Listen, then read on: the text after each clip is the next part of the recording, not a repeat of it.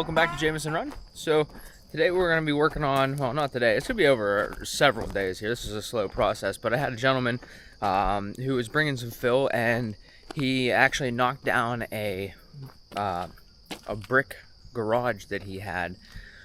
So what he did is he brought all the brick over, and I thought they were going to be, smashed in half. I thought he did it with a machine, something that would have broke them up a little bit worse than they are. But they actually turned out to be beautiful bricks. I mean, some of them have a few chips, those kinds of things.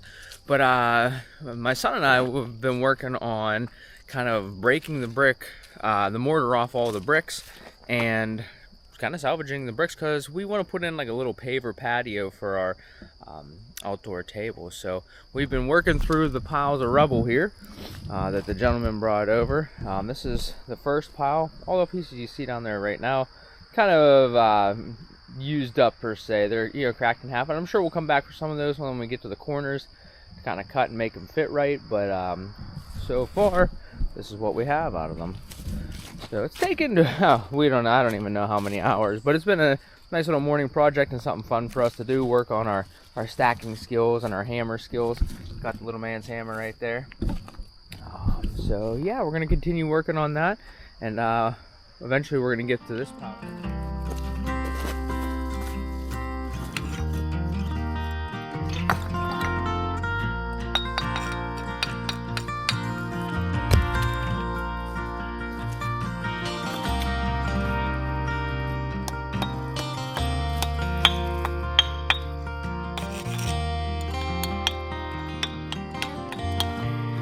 Most of the bricks that we're saving, this one here is about perfect. It's really got no chips or nicks or anything on it, because we're mostly worried about just the face side of it. Where some of them will have like a little nick on the corner like this, but if you put that face down, walking against another brick, you're never gonna feel that. So that's part of salvaging bricks.